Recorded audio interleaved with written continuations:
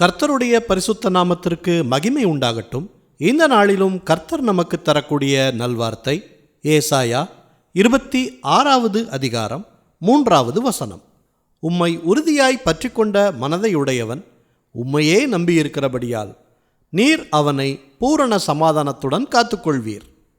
பிரியமானவர்களே, கர்த்தரை உறுதியாய் பற்றி கொள்பவர்களுக்கு, கர்த்தரையே நம்பி இருப்பவர்களுக்கு பூரண சமாதானம் தந்து காத்துக்கொள்வார் என்று இந்த வசனம் நமக்கு சொல்லுகிறது. உறுதியாய் பற்றி கொள்ளுதல் என்பது தொடர்ந்து விசுவாசத்தில் நடப்பதை குறிக்கிறது.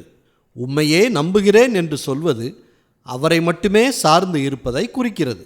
அப்படி ஒரு விசுவாச வாழ்க்கை வாழும் நமக்கு அவர் பூரண சமாதானத்தை நிச்சயம் கட்டளையிடுவார். ஜெபிப்போமா. நல்ல தகப்பனே, இந்த நல்வார்த்தையை தந்ததற்காக நன்றி செலுத்துகிறோம். இன்றைக்கும் உம்மை உறுதியாய் பிடித்து கொள்கிறோம். உம்மை மட்டுமே 100% நம்புகிறோம். இந்த உலகம் தரக்கூடாத சமாதானத்தை நீங்கள் தந்து இருப்பதற்காக நன்றி.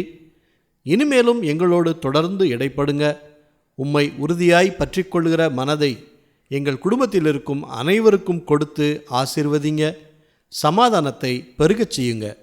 எல்லா துதி கன மகிமை எல்லாவற்றையும் உமக்கே செலுத்துகிறோம். இயேசு கிறிஸ்துவின் நாமத்தில் ஜெபிக்கிறோம் பிதாவே. ஆமேன், ஆமேன். இந்த நல்வார்த்தையை மற்றவர்களுக்கும் பகிருங்கள். அவர்களுக்கும் ஆசீர்வாதம் கிடைக்கட்டும். கர்த்தர் உங்களை அளவில்லாமல் ஆசீர்வதிப்பாராக.